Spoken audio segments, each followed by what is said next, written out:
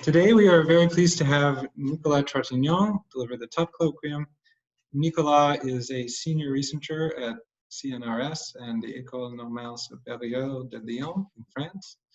He works in graph theory, connections with algorithms, and he was the first Tutte Colloquium which was unfortunately canceled due to the lockdown. So we are very glad to have this rescheduled Tutte Colloquium. And Nicolas, please go ahead.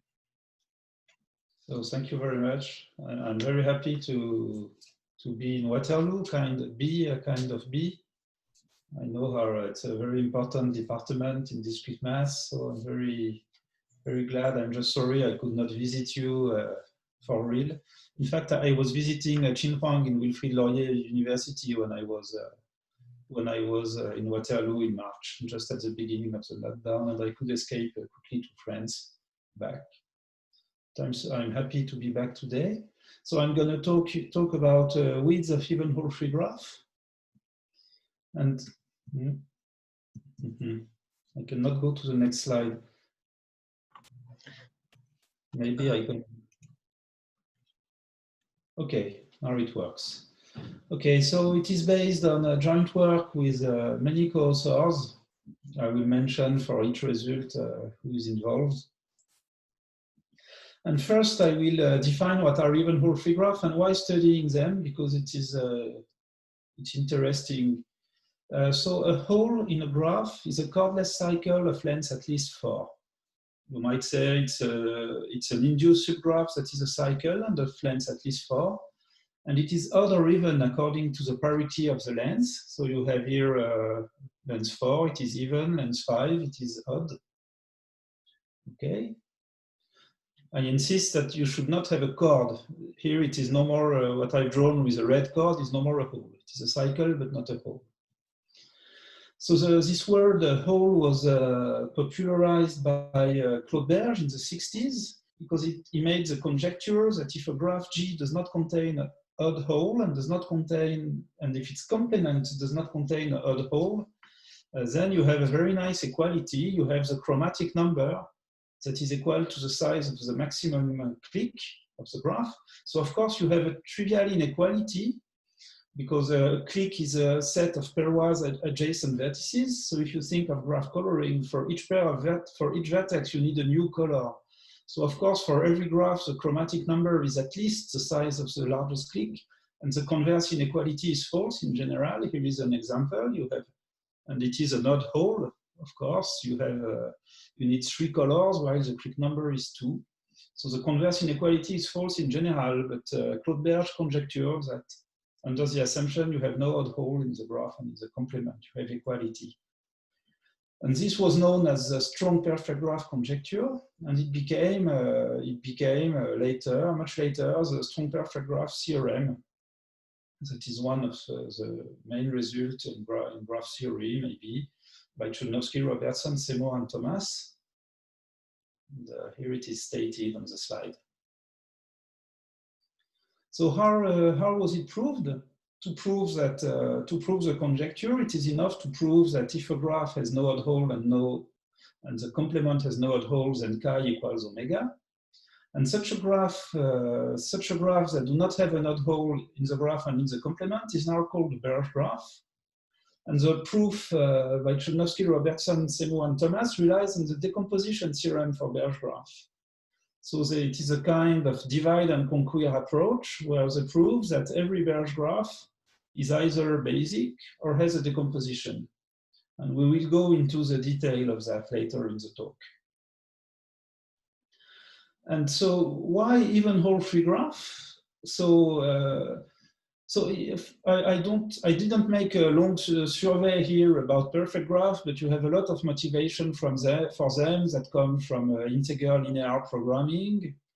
And for even whole free graph also, you have this kind of stuff, but not that much. And in fact, historically, they were introduced by the group of Gérard Cornuet-Jols, Michele Conforti, Christina Vuskovic.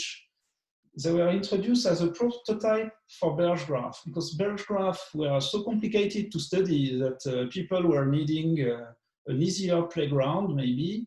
And of course, they are similar to even hole free graph. You don't have an even hole in your graph, while in Berge graph, you don't have an odd hole.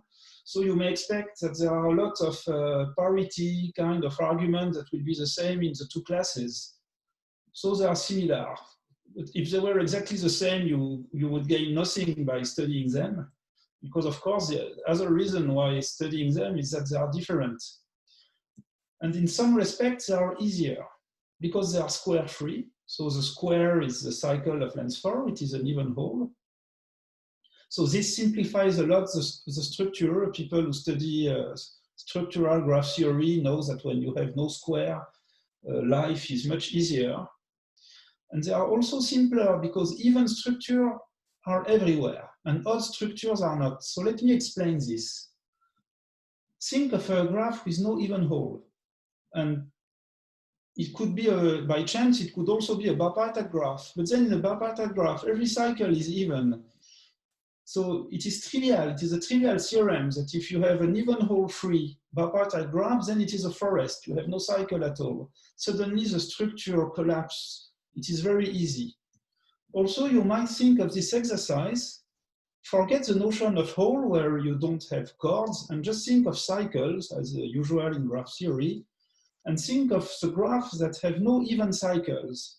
In fact, it is almost an empty class. It is not much more than trees. You can think of it as an exercise.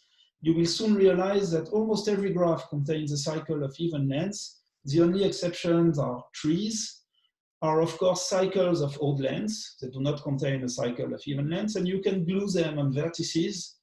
I think that apart from that, you have nothing in your class. And why is that? Because each time you have two vertices and you have three paths that link them, so think of a three connected graph, then among the three paths, two of them have the same parity because you have only two parity on Earth. And take these two paths of same parity, they sum to something even. So even cycles are everywhere. So you may expect that even hole free graphs are kind of easy. And as we will see, they are easier than Berge graph in some respect, but not that easy. And we will explore this during all the talk. So this idea of studying even hole free graph as a playground to experiment techniques to understand Berge graph or perfect graph was very successful. In 2002, Conforti, Cornuejos, Kapoor, and Kristina Vuskovic. I'm wondering, maybe Kristina Vuskovic was a postdoc in Waterloo at that time, or maybe slightly earlier.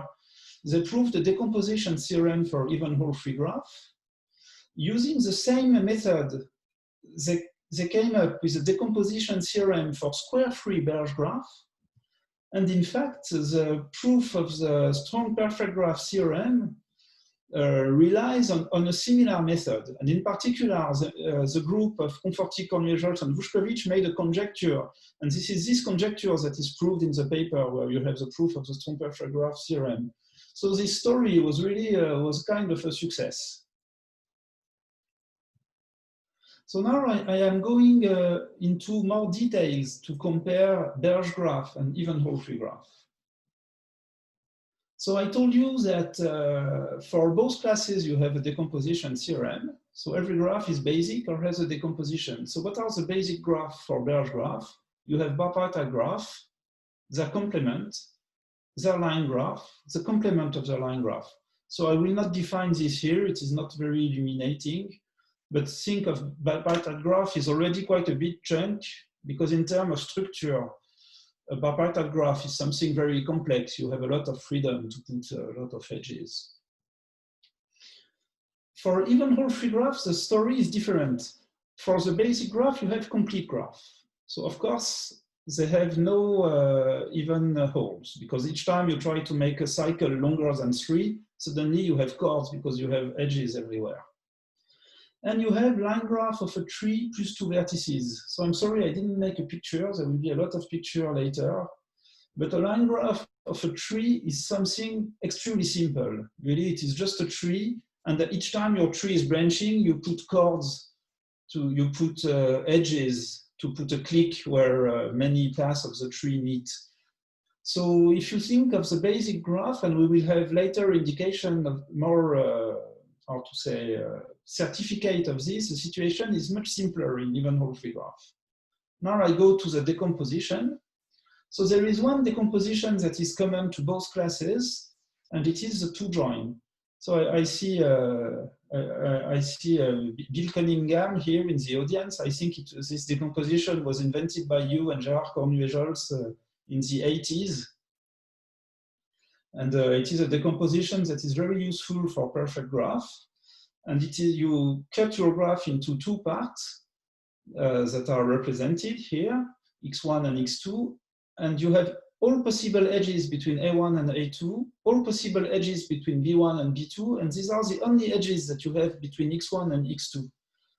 And when you have such a decomposition, you may decompose. I show on the right how you can have a block of decomposition that captures something from the structure, and it is very convenient to design algorithm and so on.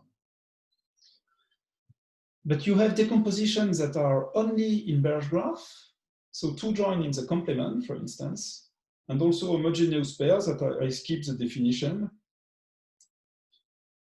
And there is something very interesting that is a skew partition. So you have it in Berge graph. So a skew partition, you partition the vertices of your graph in 4 boxes. And between up and down, you have all possible edges. This is represented by this cross. And between left and right, you have no edges at all.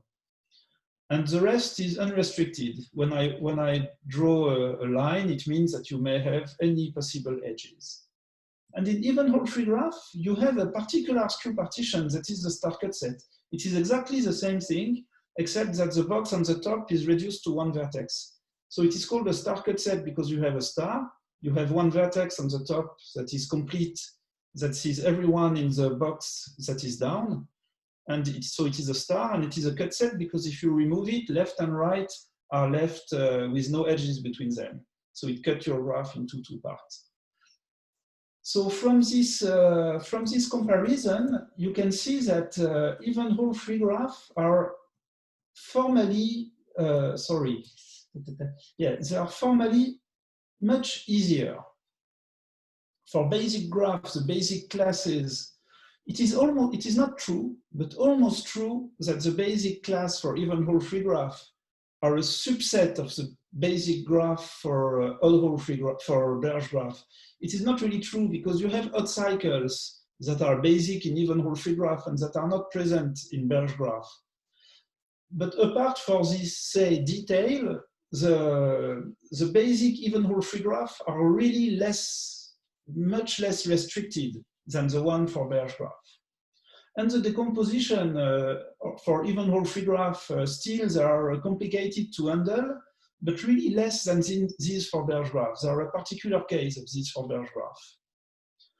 So from this, you might expect that everything you know how to do in Berge graph, you should know how to do it in even whole tree graph.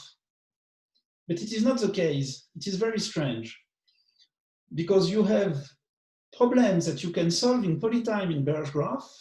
So the most famous are maybe coloring and maximum stable set by the algorithm, the celebrated algorithm by Grötschel, Lovas, and Schreiber. But these algorithms are not combinatorial. They are using polyhedral, semi-definite programming, this kind of things. They don't rely on the decomposition theorem. And the counterpart in even whole tree graph, the complexity is not known. Coloring, the complexity is not known. Maximum stable set, the complexity is not known. So for a guy like me from structural graph theory, it is very disturbing that you have a very rich class with very complicated decomposition and basic class, and you can do a lot of things, and you have a much simpler class, and you are stuck. So, but of course, you are stuck because the method that is used for Berge graph is not combinatorial, does not rely on decomposition. It is a very sophisticated tools that come from this magical equality chi equals omega that somehow allows you to do things. And you don't have this equality in even whole tree graph, and seemingly you're stuck. So I don't know what is the situation. Of course, the maximum stable set is and coloring are open. If I had to make a bet at this stage, based on my knowledge and what people say, I would say that coloring is hard for even whole tree graph, and that maximum stable set is maybe polytime, but it is purely a guess. It would be nice in some sense that coloring is hard for even whole tree graph. It would be a kind of a proof, so this is not really a proof, but it would explain why people cannot find the coloring algorithm that is combinatorial for perfect graph. There is maybe a deep reason for that. Maybe the graph decomposition that we have are not the right tool. And the fact that it could be NP hard for even whole tree graph would be a neat indication of it. But this is purely a guess. So when I started on even whole tree graph, maybe 5-6 years ago, I somehow decided to go into them because I did my PhD on perfect graph, so it seemed to me a good idea to explore another class. And there is a problem with them, is that it is, as I told you, even cycles are everywhere. So if I tell you, if I tell someone to go on board and to represent even whole tree graph that is kind of rich, that is complicated, it is not so easy. For perfect graph, it is very easy. You draw your most crazy bipartite graph. Oh, it is perfect, no problem. It is bipartite, so perfect. If I want something that is complicated with even whole tree graph, it is not so easy. But then if I tell someone, show me something complicated, he can reply, of course, but tell me what you mean by complicated, because complicated is not a math notion. So I will talk you now about widths of graphs that are a real formal notion of what is complicated. So the question of the talk are even whole tree graph nothing? And as we will see in the rest of the talk, the answer is no. They are really far from nothing. They are complicated. So widths of a graph. So there is a very famous notion, the notion of Treewidth of a graph.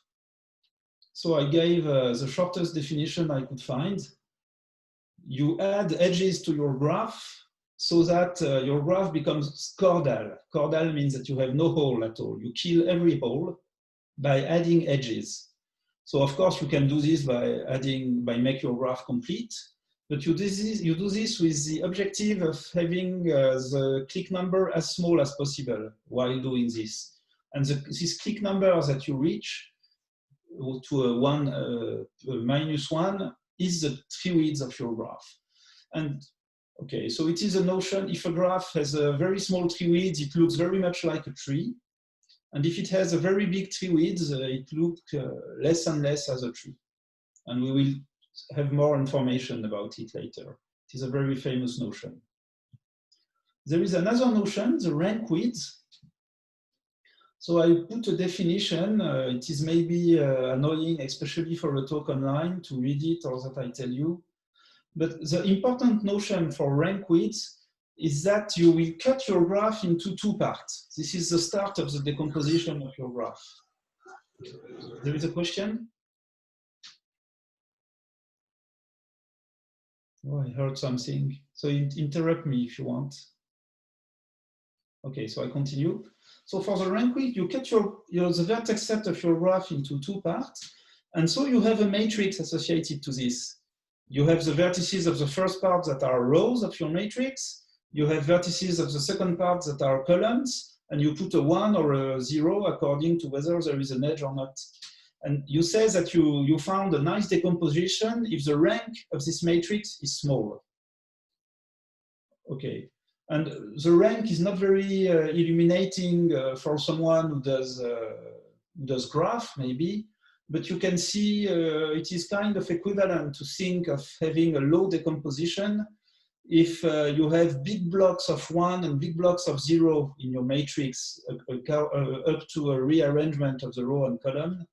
And so you can see this as you have big blobs of vertices on left, big blobs on right, and between 2 blobs, either you have all edges or no edges. And you can recognize that an example of a low rank decomposition is the two-join, for instance. Here you cut your graph into left and right. And if you write the matrix, you would have a huge block of 1 that are B1 vs B2, a huge block of 0 that are B1 vs C2, etc. So you can expect that if you have two join in a class of graphs, the rank width will be small, maybe. So of course, there are many technicalities, and this is a kind of big picture. And why being interesting in widths? So if a class is of bounded widths, so by widths I mean Treewidth or rankwidth, then many problems can be solved in polytime, in particular chi and alpha. And also it is interesting because bipartite graphs are graphs that are simple in the sense that computing chi and alpha is easy for them, but they are complicated in the sense that they have a big rank width, and you don't have them in even-hole free graph. So maybe there is some hope that even-hole free graph maybe have small widths in one of the sense, and we will explore this. So first, it is really naive to believe that even-hole free graph have small widths. First of all, because complete graph, they have big Treewidths. So this kills already Treewidths of even-hole free graph. So complete graph have bounded rank widths, but chordal graph, so remember that chordal graph are graphs that have no hole at all. So every chordless cycle is of length 3. So you have no odd hole, no even hole. And already these graphs that are very simple already have unbounded rank widths. So this is kind of bad news, but still there are, yes, I told you that chordal graphs are simple. It is because they have click cutset. It is a decomposition theorem from the 60s. So, yes, yeah, I will read this slide. One could say that chordal graphs are even-hole free graphs that are a source of complexity, but it is not really true because chordal graphs have click cut, and click cut are a very good decomposition for all the problems we are interested in, such as computing chi or alpha. So maybe we should focus on even-hole free graphs that are NCS, no click cutset, no click separator. And these, maybe they might have small widths. And in fact, it is a non-trivial exercise to provide even-hole free graph with no click cutset of unbounded rank widths. It is possible, it is quite an old result, but it is not, it's not that old. I will tell how it came, where it comes from. It is not at all easy. And we will give other examples. But before that, I want to go into positive result. So by positive result, I mean result where you say that a class of graph has a small Treewidth, small widths. So you are happy, you have a lot of algorithm for that class. So these positive results are all of the same kind. You exclude something in a class of even-hole free graph, then you give a full structural description of your class, and the corollary of it is that you have a small width. So the first result of that kind is when you exclude triangle. So you have even-hole free graph with no triangle, then they have bounded Treewidths. And you have a kind of generalization of it if you exclude a cap. So a cap is just a hole plus one vertex that makes a triangle on it. So if you take an even-hole free graph and you exclude a cap, then the rank width is small. And this is a result by Cameron, Da Silva, Huang, and Vuskovic. Now you have a result of the same flavor. You exclude a pan, that is a cycle plus one antenna, one vertex that pans to it. And then you can prove that the rank width is bounded. And this is a result by Cameron, Chaplik, and Frank. And also I proved with my PhD student, Dewi Sintiari, that subcubic, if the max degree of your graph is 3, then the Treewidth is bounded for even whole free graph. So remember, I define you what is a star cutset. It is a decomposition where you remove a vertex, its neighbors, and it disconnects the graph. And you can prove that if an even whole free graph does not have this decomposition, then the Treewidth is at most 3. And this was proved by my PhD student, Hangl, some years ago. And the proof is by decomposition along 2 join. So in fact, computing alpha and chi were known for when you remove a star cutset, but now you can have it by bounded rank widths. Okay, so but now it does not, so you might expect that maybe you could solve everything with even whole free graph by proving that you have bounded rank width, click widths. And now we will go into the negative result, the result where you find even whole free graph where the width is unbounded. So from what we've seen before, even whole free graph with no click separator, they have with large rank widths, because of all the results proving that under some conditions the rank width is bounded, you know that on the other side you must contain triangles, vertices of degree 4, cap, pans, or large clicks, star cutset, etc. So all this doesn't help you to build them because there are many things, but how to combine them. So I will show you a first example of even whole free graph with no click separator of unbounded rank width. And this is based on a construction by Golombik and Rotix from year 2000. So I represented you a graph. So it is a graph that is made of 2 clicks. So I didn't draw all the edges to keep it readable, but left and right are clicks. And the vertex on the bottom has a lot of neighbors, and each vertex, each time you grow 1 step up, you are losing neighbors and neighbors. Maybe you know this graph as half graph. They are sometimes called half graph. And the main property that they have is that you have a domination order. A vertex that is down dominates a vertex that is up in the sense that its neighborhood includes the neighborhood of the vertex that is up. So you have this, this graph, and you combine it, you make a chain of them like that. And remember that you have clicks everywhere. And Golombik and Rotix proved that when you increase the width of it, when you put many of these clicks, and when this click become bigger and bigger, then the click width is growing. The rank width is growing. Okay, so you have an example of graph of large rank width, but they do not satisfy our constraint because they have click separator. Every click in the middle, if you remove it, suddenly your graph is disconnected. But my student Hangle just noticed that, of course, you can identify the first click and the last click. And if you do it in such a way that you have an even cycles of clicks, an odd cycle of click, then your graph has no even hole. And your graph has no click cutset. Suddenly the click cutset does not work anymore because, of course, a cycle, you cannot disconnect it by removing just 1 step. So this is, to my knowledge, it is the first example of an even whole free graph with no click separator and with large rank widths. Okay. But then of course, you might make a lot of conjectures that maybe if the click number is small, maybe the rank width is bounded.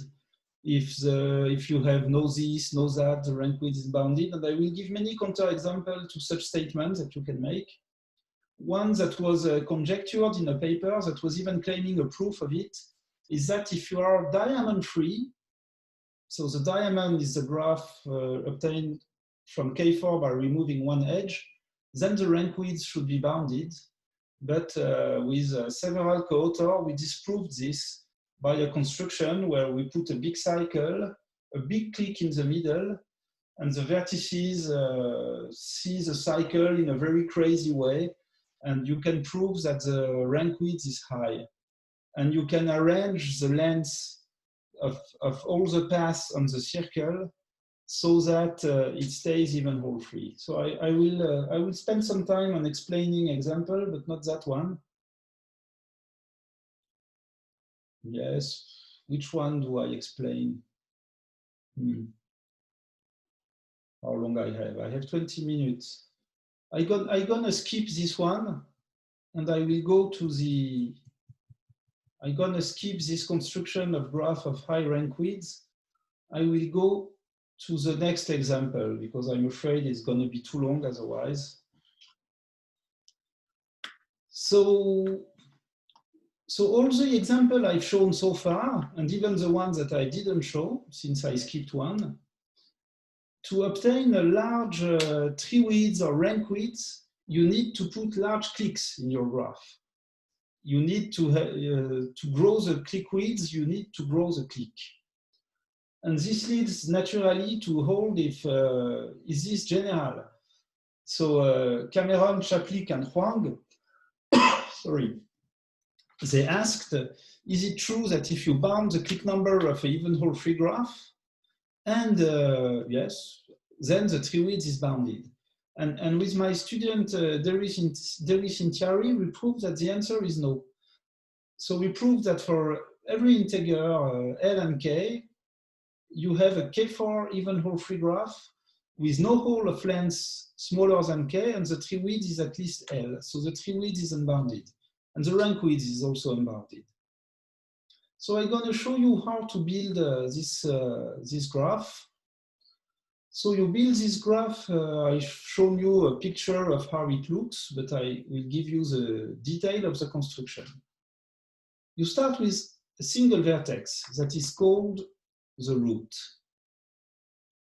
And then you add, and then you, so this is the first layer of the construction, the root. And then you add a second layer that is, okay, and the root has 3 neighbors in the second layer. And then you subdivide the second layer. Then you add a third layer. And to make a connection between the layer 1 and layer 2, every vertex of type 1, so what is type 1? Type 1 means that you have one ancestor. An ancestor is a vertex, is a neighbor that you have in a previous layer. So you add 6 neighbors of your type 1 vertex. The type 0 vertex, type 0 means that you have 0 neighbors in your in the layer up. They have 3 neighbors, then 6. And then the type 1 vertices, they have one ancestor. You had 3 neighbors of the ancestor. And now you have the second layer of your construction that is done. And you continue like that. Each time you add a layer, the vertices on the top, they will have 3 of 6 neighbors on the next layer, and they will receive neighbor of their ancestor. So it gives a very complicated construction, and that has unbounded tree width and unbounded rank width.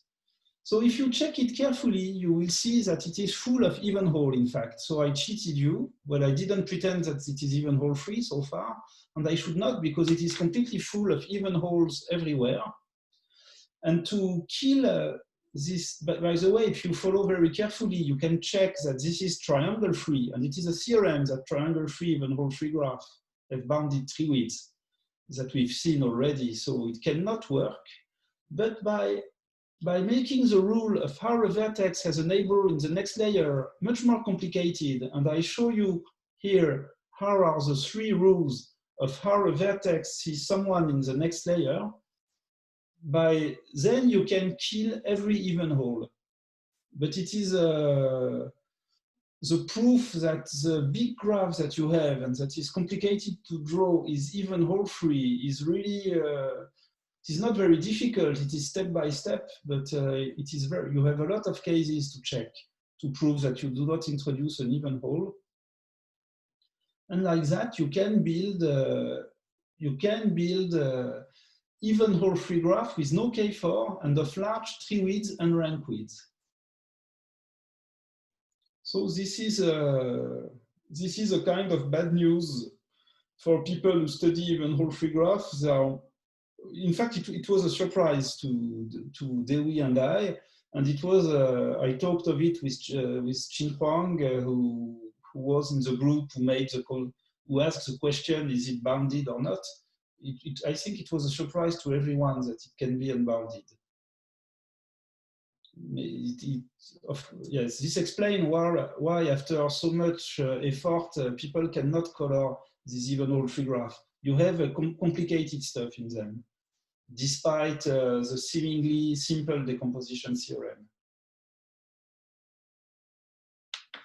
So I'm gonna, what time is it? Yes, I'm gonna talk a bit about something that is not directly related to even-hole free graph, and that is a graph minor theorem. So it is a celebrated theorem by Robertson and Seymour, telling you that if the tree width of a graph is big, then your graph must contain a big grid or a big wall as a minor. And as I work a lot with induced subgraph, and as I would like to prove that some classes of graphs that you define by excluding induced subgraph have bounded tree widths, it would be great that there is a similar theorem with induced subgraph instead of minor.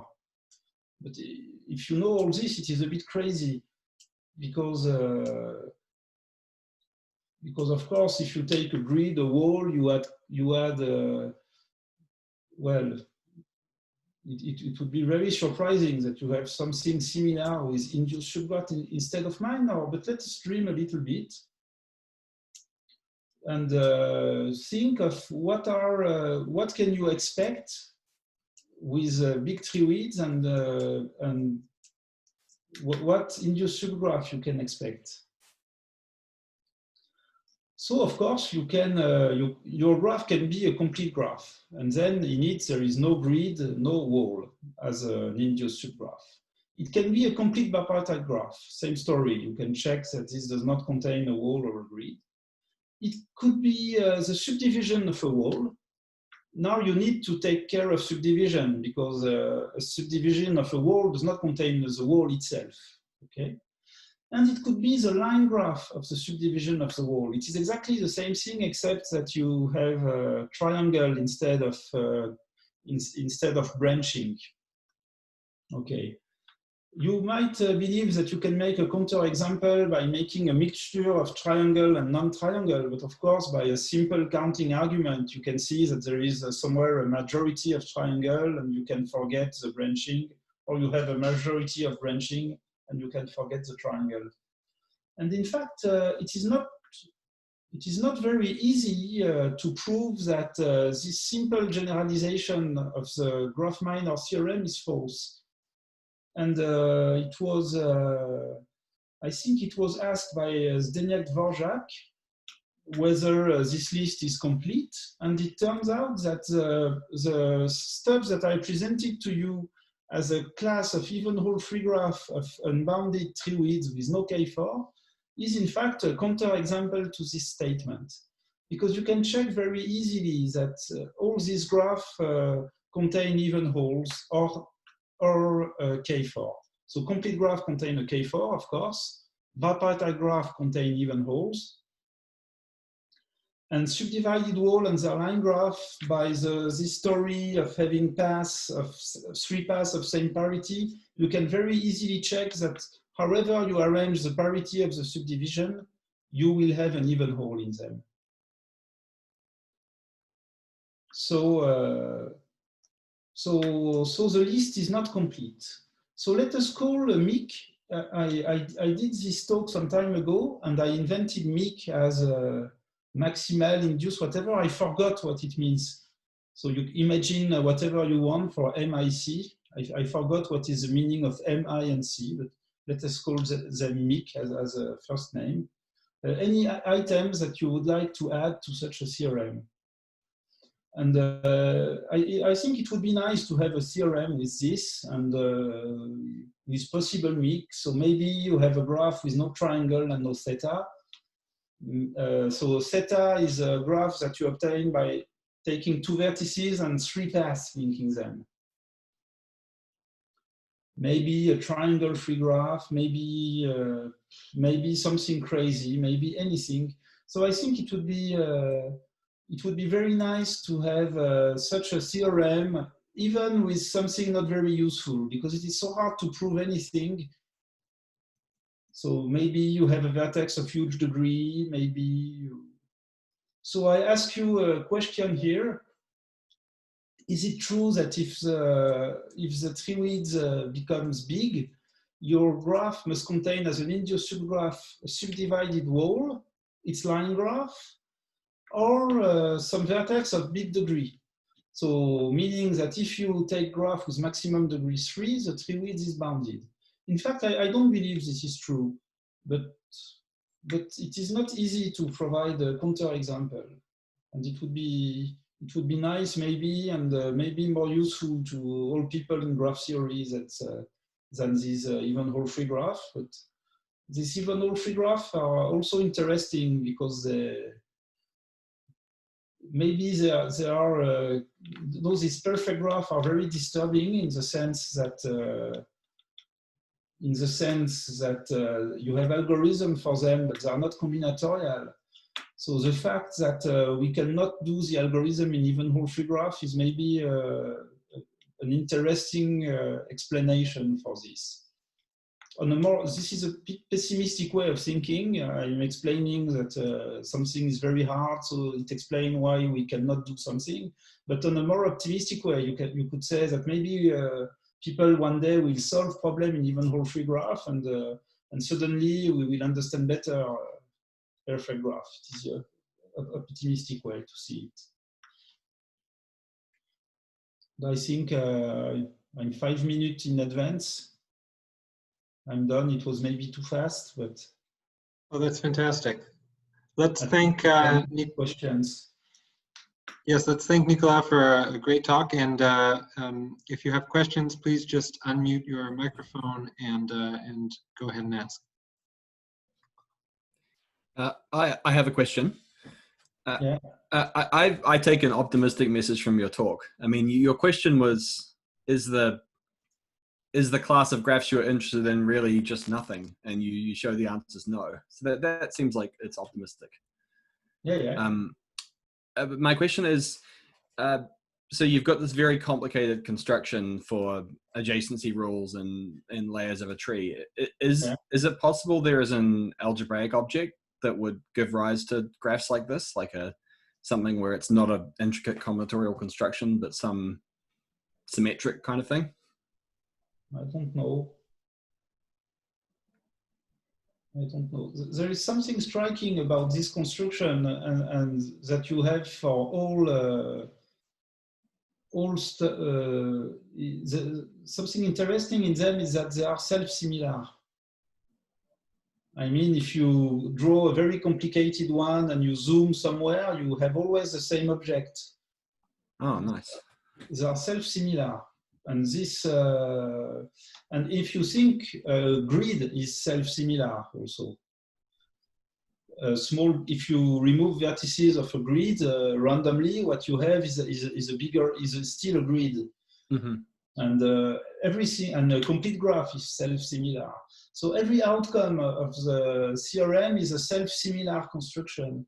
So maybe you could take advantage of the self-similarity to define them in a more algebraic way, a more beautiful way. But we tried a little bit just for the sake of having a nicer paper to write, but we could not find a very nice way to define them recursively, or with an operator that you would have graph n and then you have graph n plus 1 by just applying something very simple that you don't understand maybe, but that is nicely written, and we could not do it. We tried a little bit. Thank you.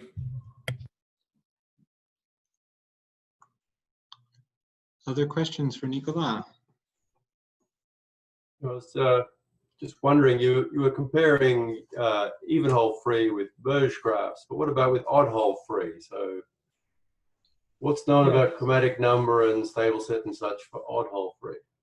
Yes, for odd hole free, I think everything is open, except maybe coloring the complement is NP complete, I think, for odd hole free.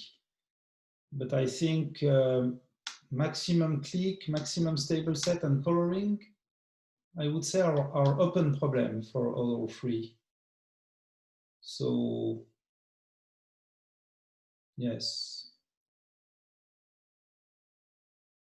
For even hole free graph, I didn't tell it, but computing a maximum click is polytime, just because they have no square.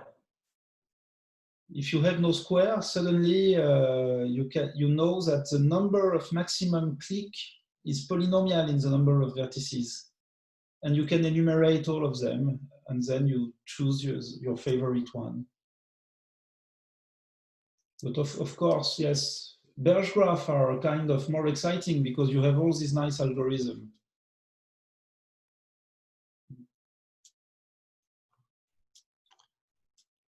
Yes. Okay, I've got a question. Do they have bounded clique covering number? Like, is the complement chi-bounded? I just asked because, sorry? So even hole free graph are chi-bounded, and their complement of even hole free graph chi-bounded. I guess I asked because I understand the chi-bound is like 2 times the clique number. And there's a proof that if you have chi-bounded function like omega plus a constant, then your complement is also chi-bounded. And so somehow it's like close. So even hole free graph are chi-bounded, but I think you need a linear function for it. It is not that they are chi-bounded by omega plus a constant. They are chi-bounded, I think you have construction. I think if you take a node cycle and you blow up every vertex into a clique, you will have something that is chi-bounded, but not by omega plus c. You will need 1.5 omega something. And it is close to optimal because we know that they are chi-bounded from the above by a nice function. And their complements are chi-bounded for sure, because their complements have no 2k2. Because the complement of 2k2 is the square. Since you have no 2k2, you have no p5, for instance, and then you are chi-bounded. But I don't know what is the function.